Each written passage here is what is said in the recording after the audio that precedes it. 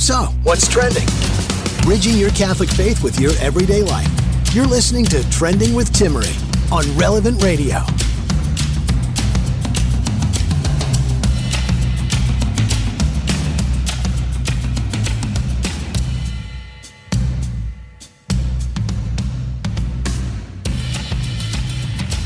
Welcome, welcome. I hope everyone had an incredible 4th of July. I know it was great and quite a surprise not being in California, where we are fire season all the time, all year round.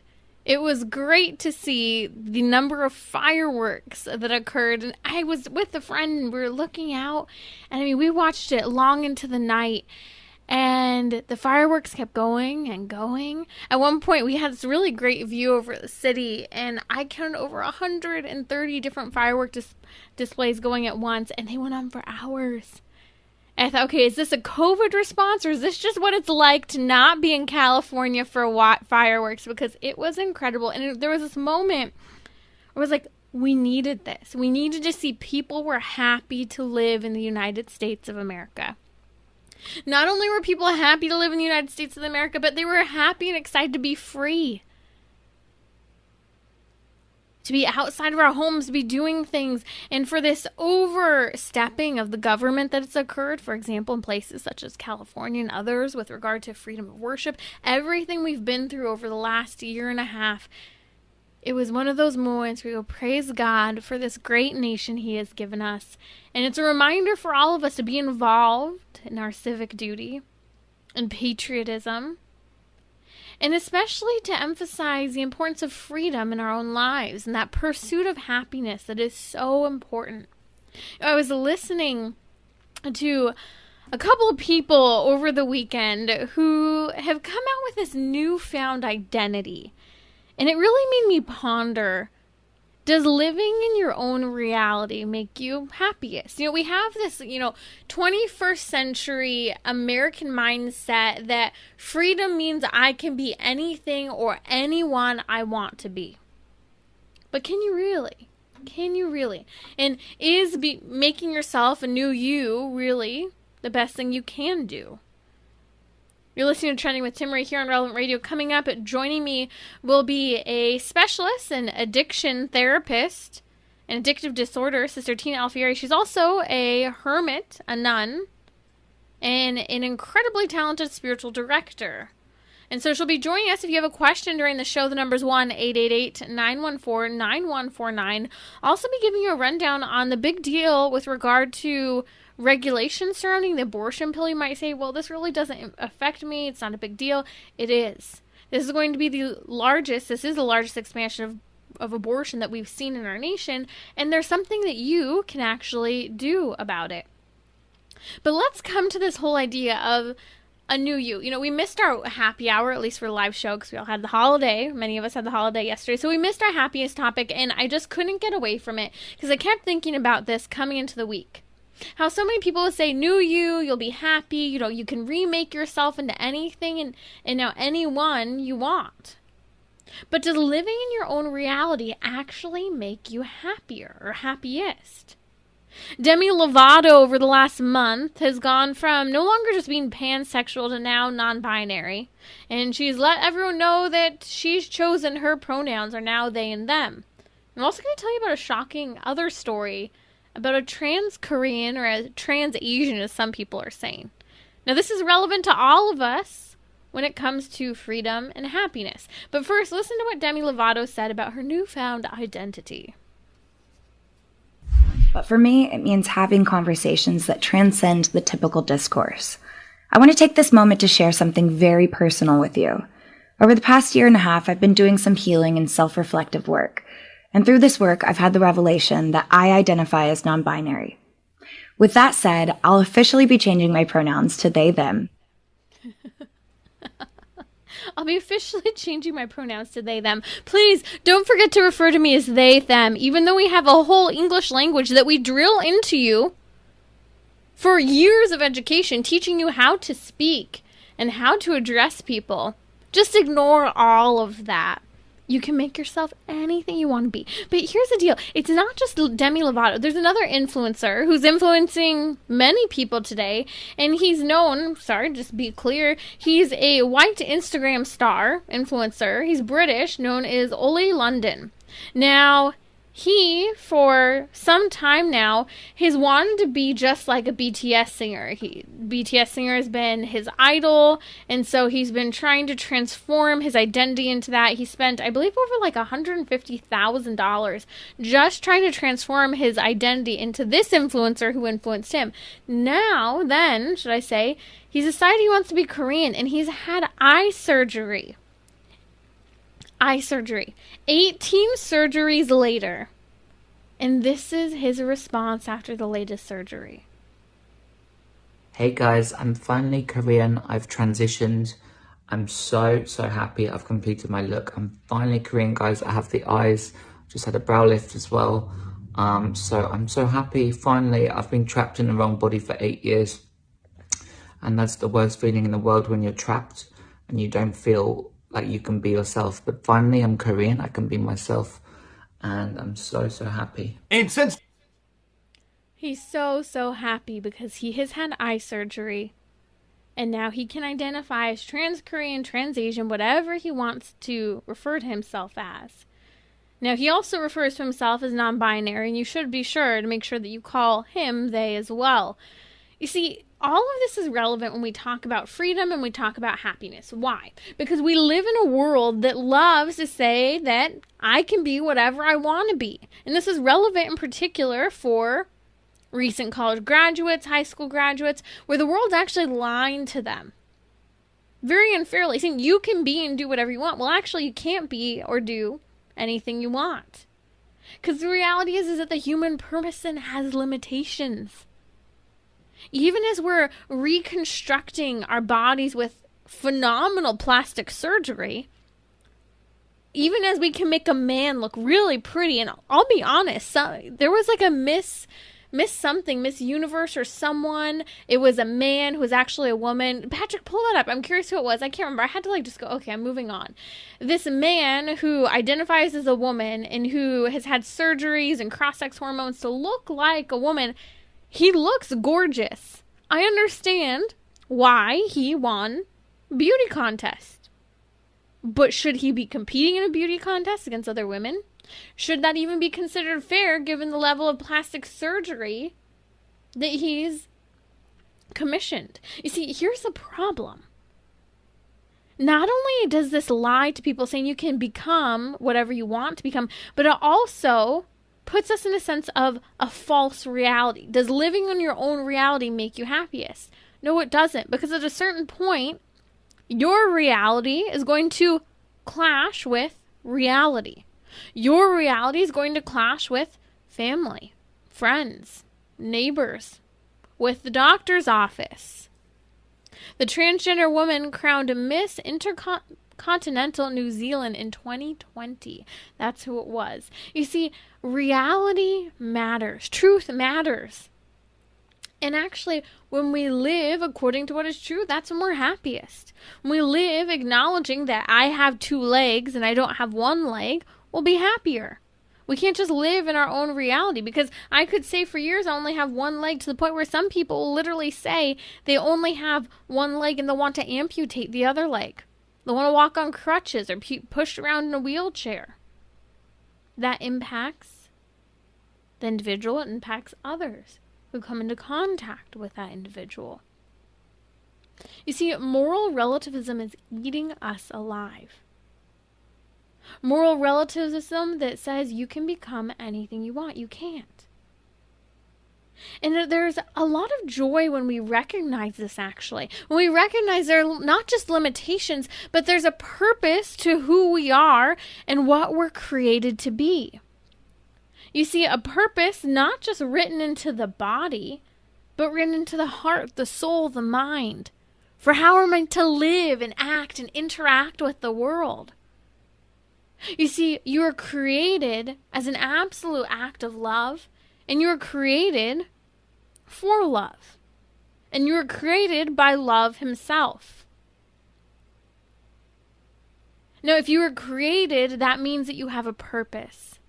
And that purpose is to be in the image and likeness of God. God gave us freedom. But here's the reality. He didn't give us freedom so that we could do wrong. He didn't give us freedom so that we could choose to reject the natural order of creation. He gave us freedom so that we could freely love. You see, God created us in his image and likeness. He is love. And if we want to participate in that love, if we are truly made in his image and likeness, we couldn't just be made to be forced to do everything that he wants. We couldn't be forced to follow every commandment he has, because we would be considered slaves, not people who he created out of an act of love and who he created for love. You see, this is where we have to understand freedom has a positive definition. Freedom is for something, not for something. Freedom is for the purpose of your choosing good. Freedom is for the purpose of this young man, a social media influencer, Oli London. It's for him to understand and be at peace with the man God created him to be. And not to feel like he constantly has to change his body and chase plastic surgery to feel happy. You know, I was looking at his Instagram and he has tons of followers.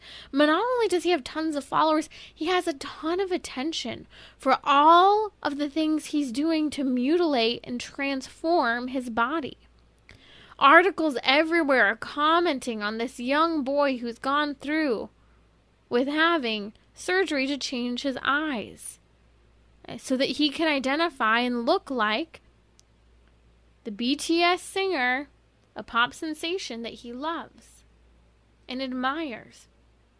See, young people today feel like they can't even post a photo of themselves because they think there has to be a filter. But that filter isn't the filter that Instagram offers. That filter is the self-criticism and self-judgment and really slavery that they have subscribed to in a world of moral relativism, where they think that they can live in their own reality and be defined by their own reality. And that is what will make them happy, what they're discovering, just like this new trans Asian individual. To what point does it go?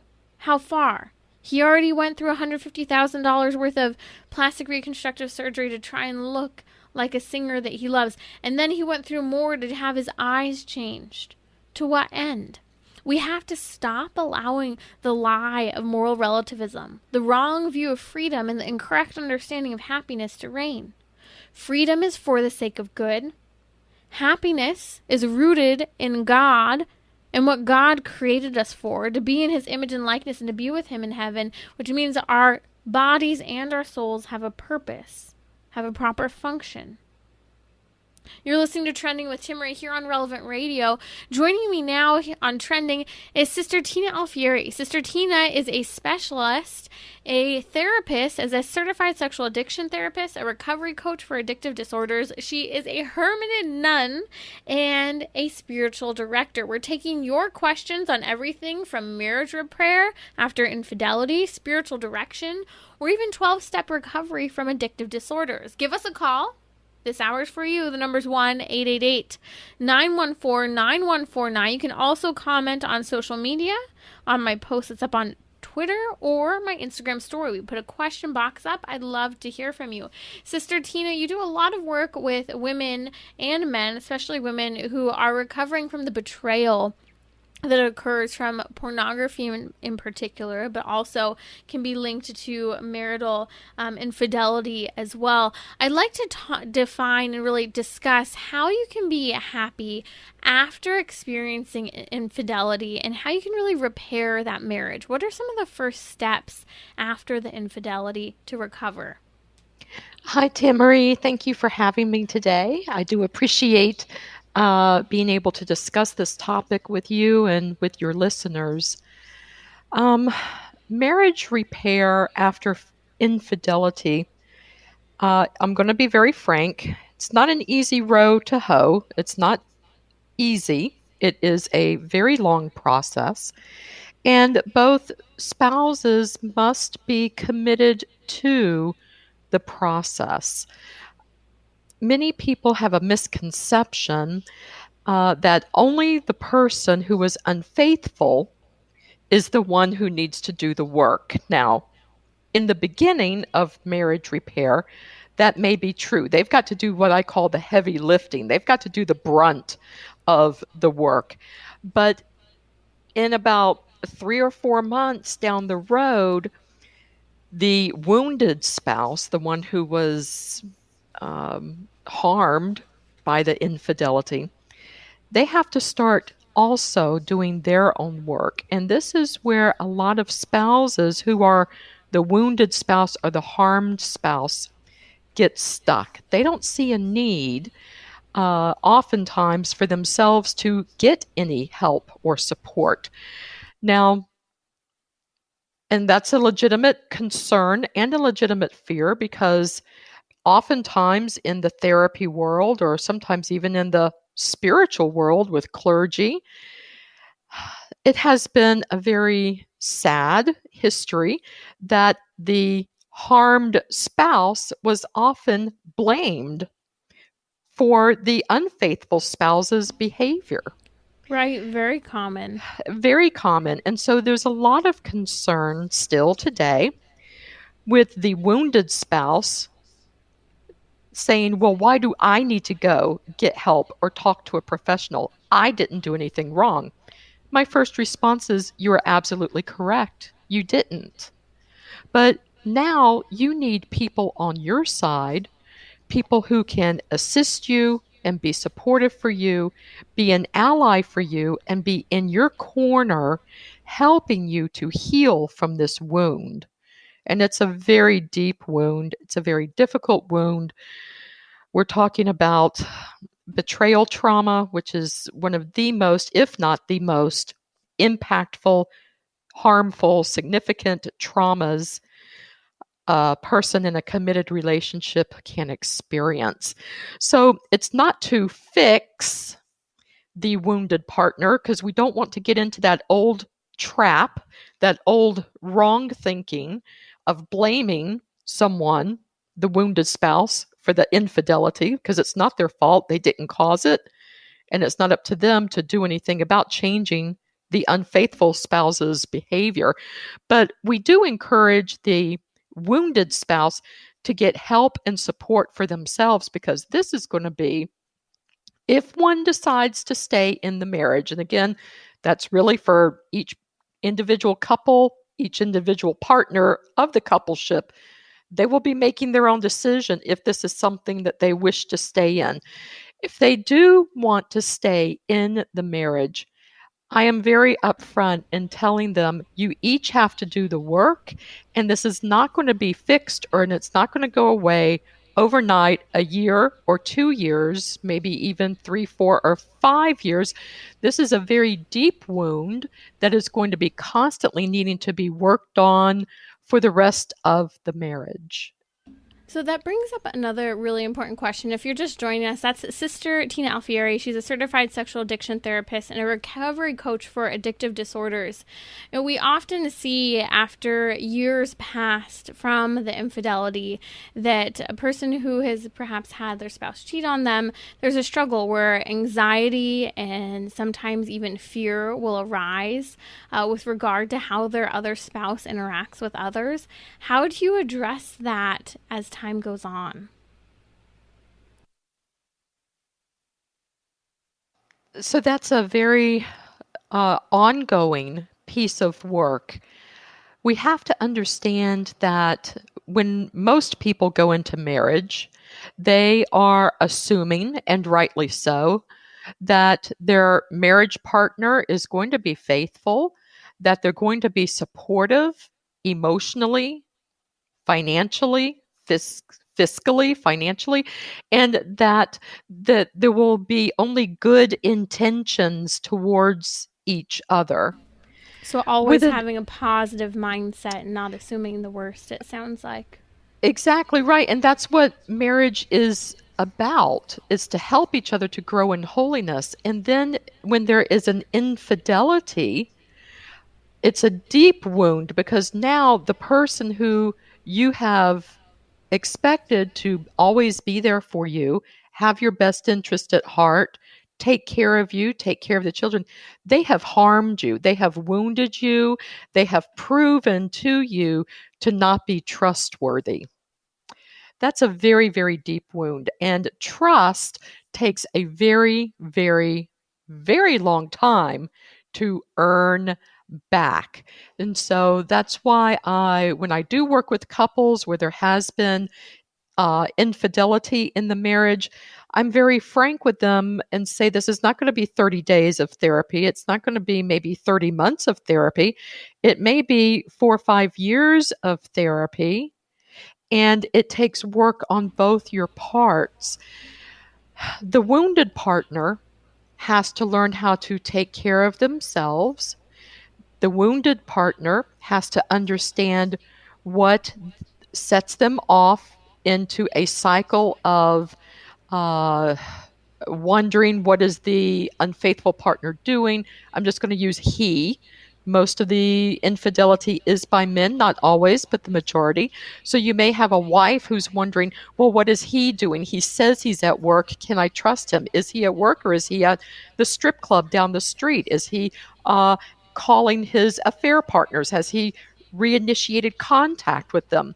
So understanding the wounded partner, what triggers her and what those triggers are, and how she can help herself to understand these wounds and how to work on herself is a big part of what the betrayed partner has to do. Now, the unfaithful partner has a whole heck of a lot of work to do. As I said before at the beginning, that they do have the grunt work, the brunt, the heavy lifting of the repair, especially for about the first 6 months or so, the first 6 months or a year. That that unfaithful partner has the majority of the work to do. And I'm very open and honest with couples that, look, if you don't want to be reminded every day of the affair, the harm that it's caused, the hurt that it's caused, then marriage repair is not for you, because you're going to have to own up. You're going to have to take responsibility. You're going to have to really get down and dig and say, I was wrong. The unfaithful partner is going to be wrong for the rest of the marriage. I'm sorry, but that is how it is. You have done a huge breach of trust. And if you're not prepared to do the heavy work, the ongoing work, more than likely the lifelong work of earning your partner's trust back, then you're not ready to repair the marriage. That's Sister Tina Alfieri here on Trending. We're going to discuss a very important topic when it comes to infidelity. Why continue to honor the marital vow? Why is that so important after infidelity? You're listening to Trending with Timmerie. We're taking your questions, everything from 12-step program, addiction, or marital infidelity with Sister Tina. Give us a call, 1-888-914-9149. Catholic Order of Foresters is proud to sponsor the Relevant Radio Studio line. For information about employment opportunities and flexible premium life insurance plans, visit relevantradio.com/Forester. We're talking about what you're thinking about. You're listening to Trending with Timmerie on Relevant Radio and the Relevant Radio app.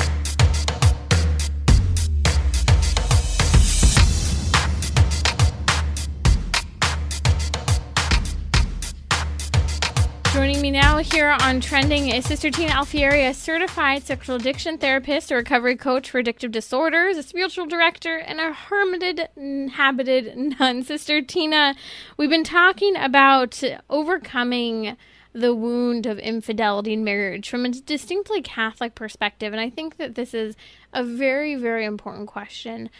Why is it so important to honor the marital vow of fidelity after infidelity has occurred in marriage? So we know that marriage repair is possible, and we know that having sinful behavior is not grounds for a divorce or a Catholic annulment. But sometimes the behavior, the infidelity, is harmful. And, well, it's always harmful, but so harmful that the marriage could possibly be beyond repair. So I'd like to talk maybe a bit, just briefly, about some options some couples choose in the beginning, because in the beginning, when the infidelity or unfaithfulness has been discovered, many couples, it's very difficult emotionally to stay under the same household. Many feel that they need to separate. That's fine. Sometimes for safety reasons, that's best. Emotions are usually very high and all over the place upon the initial revelation or finding out about breaking the marriage vow. So sometimes separating, somebody goes to a hotel, either the husband or the wife, or goes to a friend's house or a family member's house for several days. But then there's also the possibility that if they just can no longer live together, they don't have to divorce. They can, it is an option to maintain separate households. Sometimes that's not the best option, but for some very conservative-minded Catholics, they don't want to divorce for any reason, but you can remain married, but you do not have to live under the same roof. Now, there's a concept also that we need to consider, and that's self-preservation and safety of any children, minors that are in the house. So let's kind of put this into perspective. Let's say that, what if this person was an alcoholic? And so let's say the husband is an alcoholic. He comes home. He is absolutely no husband to the wife, no parent to the children. In fact, he's emotionally harmful, psychologically harmful to the wife, to the children. He's not taking the earnings from his job and using them to support the family. He's using all of his earnings to drink. The family is having to depend on other family members for money or outside sources of help in order to just get by. The Catholic Church and God does not want us to be a doormat and does not want us to put ourselves in harm's way. I love Scripture, and it says we need to be as wise as serpents, yet gentle as doves. If someone is harming us psychologically and emotionally and or physically and or sexually, we are not bound by a vow to stay through that. To we be are in not. physical contact with the person. I Exactly. think that's an important distinction that a lot of people don't understand, that fidelity can be, and sometimes this is the best act of love, is physical separation, to have boundaries in terms of how you Amen. interact with other people. And so that boundary may be physical separation, but that doesn't mean that you're not still married in the eyes of the church, in the eyes of Correct. God, and that you can suddenly remarry and start dating. That's where fidelity enters in. You know, there are countless stories, and a great compilation of them is the book edited by Layla Miller, Impossible Marriages Redeemed. So-called impossible marriages, because there are marriages that were on the brink of divorce where they were able, through the intensity of infidelity and multiple times of infidelity, to work things out in the long term with years and time. But it took fidelity to the vow, to the sacrament, that allowed that to occur, with having boundaries as time went on.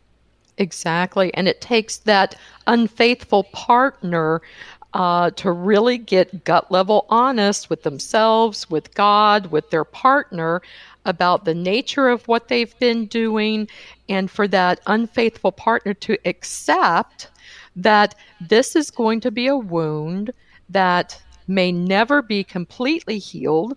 It's going to be a triggering event and have lasting effects for the rest of the marriage. And you have to accept that you're never going to go back to the pre-infidelity marriage. It's not there anymore. Once that trust has been broken, it's never going to go back to the way it was. It can be repaired so that it's something different and livable and doable and workable, and is a credit to both spouses and to the marriage vow. But I often see sometimes couples kind of linger and they want things to go back the way it was. That's as if a it big, never happened. exactly, and that's Right. just not going to be reality. It's not possible. Yeah. Yeah, it's a very difficult work. Your world has changed. That's Sister Tina Alfieri here on Trending. And this is the challenge, the incredible challenge of marital fidelity in the midst of infidelity. But the beauty of the church's teaching can be a healing balm in the midst of the most challenging of circumstances.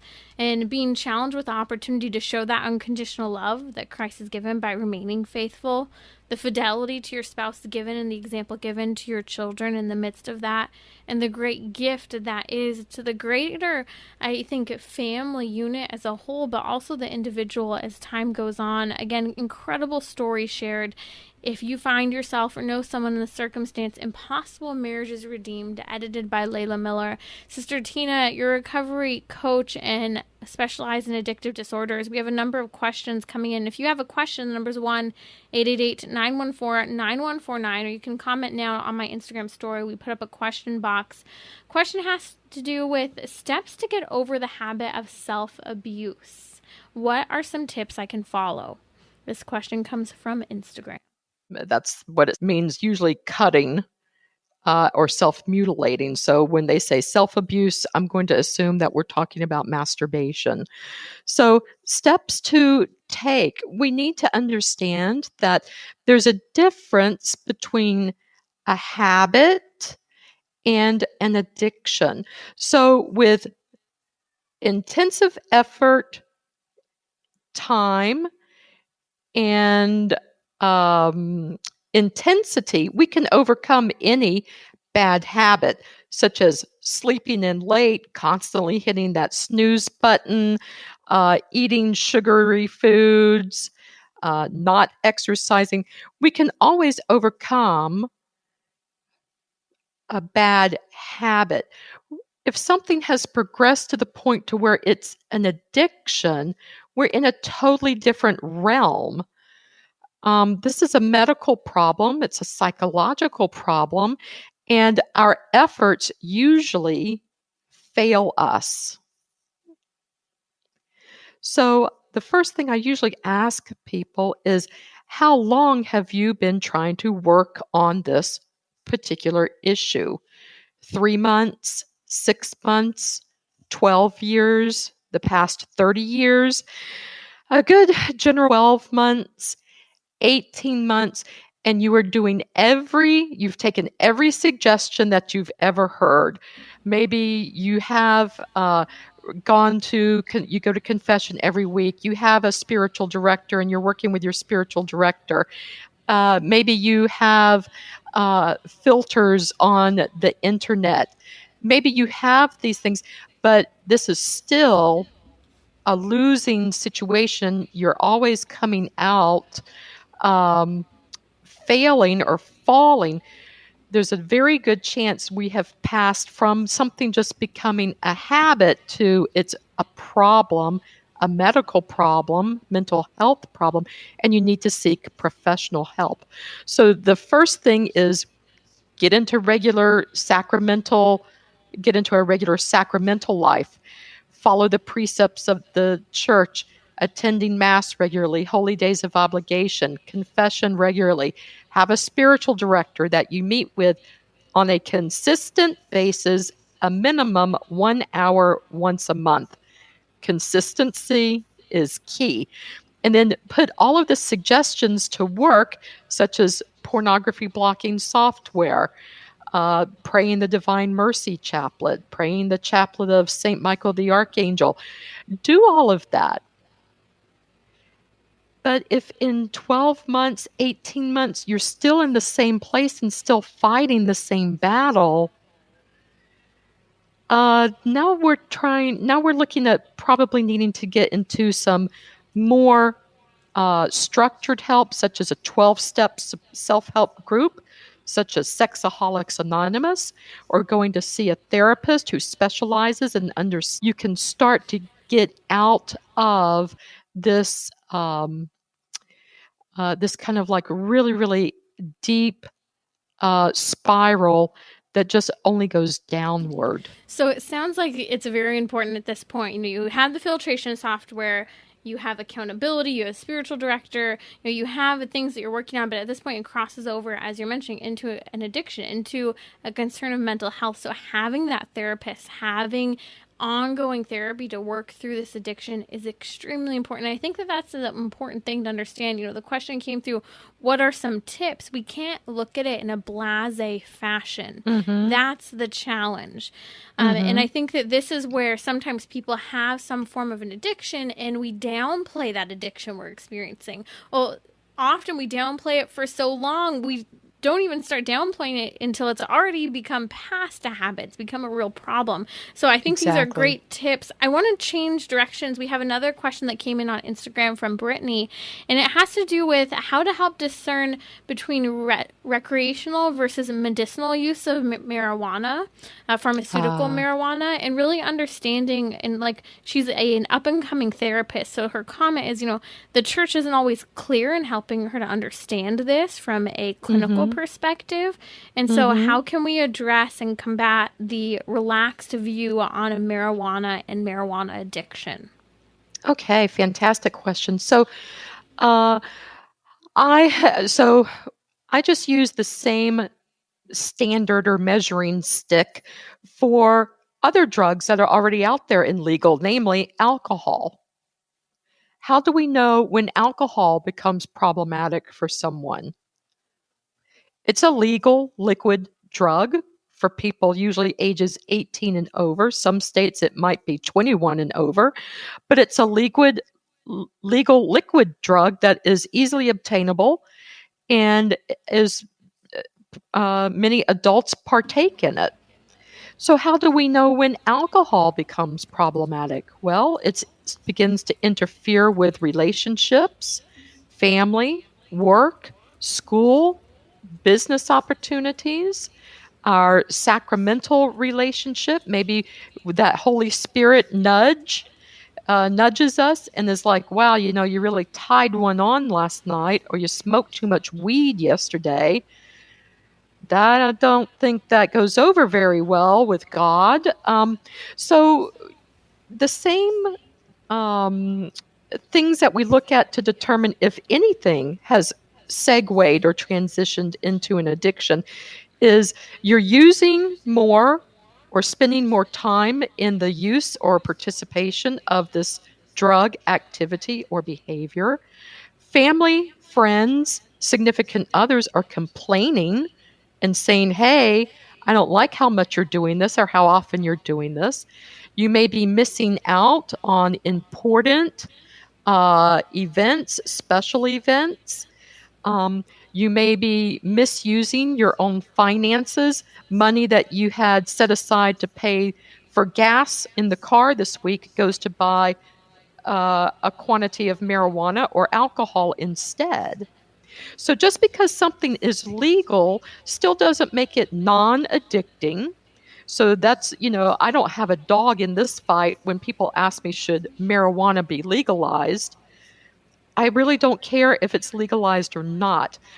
The dog in the fight is, what are you going to do when people become addicted? Just like we've got people addicted to prescription medications, which are legally prescribed, alcohol, which is legally obtainable in almost any store in the United States.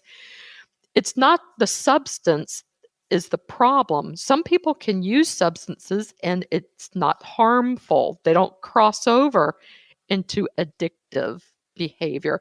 Other people, they cross over and they transition into it's now an addiction. This is, I think, a great summary for people to really find the balance here, because there's a lot of debate over legal versus non-legal marijuana. And especially I think for the question coming from Brittany, from a clinical perspective, how important it is to understand that when any substance or even non-substance, such as pornography, for example, begins to disrupt behavior, you just gave a bunch of incredible warning signs, from complaints from family, friends, coworkers, bosses, lack of proper performance in terms of work and home environment, depression, lack of interest in things, when it impacts finances, all of these, or even shifty behavior, all of this begins to show when an addiction has set in. And I think this is important to be helpful, especially for parents as well, to watch out for in their children, as well as to address it from the perspective of loved ones in terms of spouses, because marijuana continues to be a new and ever greater challenge with so-called legalization from state to state here in the United States. Sister Tina, thank you so much for joining us. Your candor and wisdom is always greatly appreciated to help people in addressing addiction in their own lives and overcome it and find joy, peace, hope, and healing in our Lord. Coming up, we're going to be addressing the topic of the abortion pill, the massive expansion we've seen taking place during COVID, and what you can and should do to help save lives and prevent this ongoing exposure and access to abortion in our nation. We'll be right back. Don't go away. Catholic Order of Foresters is proud to sponsor the Relevant Radio studio line. For information about employment opportunities and flexible premium life insurance plans, visit relevantradio.com/forester. Bridging your Catholic faith with your everyday life. You're listening to Trending with Timmerie on Relevant Radio and the Relevant Radio app.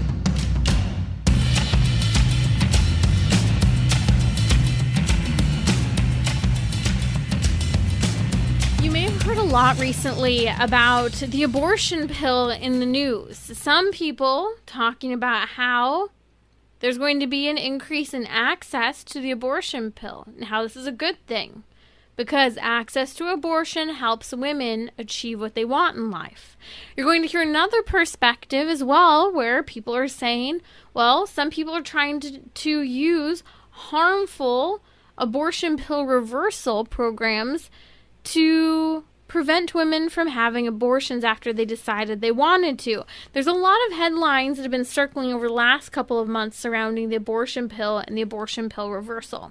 If you're not familiar with the abortion pill, it's commonly meant to be used only up until really the first about 8 weeks of a woman's pregnancy. It's a RU46 mifepristone abortion pill, known as a non-surgical abortion, a medical abortion, a chemical abortion. It's a series of 2 sets of pills that a woman takes. Now, up until April of 2021, a woman had to go into a medical office and be prescribed this by a medical professional. Under the umbrella of COVID, President Joe Biden has now used COVID, for some odd reason, over a year into COVID, as supposedly COVID's getting better, suddenly uses COVID to use an emergency reason to deregulate the abortion pill, having to do with the regulation of how and when the abortion pill is given. Essentially, what this deregulation has done is it allows for what we could refer to as an Amazon packaged abortion, chemical abortion. How is that? Because people under this new rule, as of April, now can access a chemical abortion by being shipped to their home. First set of pills and second set of pills are taken at home. Now, in the facility, normally you only have to take the first set of chemical abortion pills, which basically start to suppress the proper function of progesterone, which supports a pregnancy. So it shuts down the ability and capacity for progesterone, an important chemical and hormone during pregnancy, to allow that baby to continue to grow. Then the second set of pills helps the baby essentially to be delivered. Now what happens is this is an early delivery at home of the baby. The abortion providers, such as Planned Parenthood, look at the woman and tell her, flesh don't look when it comes time. Why? Because a woman is often able to see her child, if she's paying attention or aware, as the child is passed with time after having taken the RU46 chemical abortions.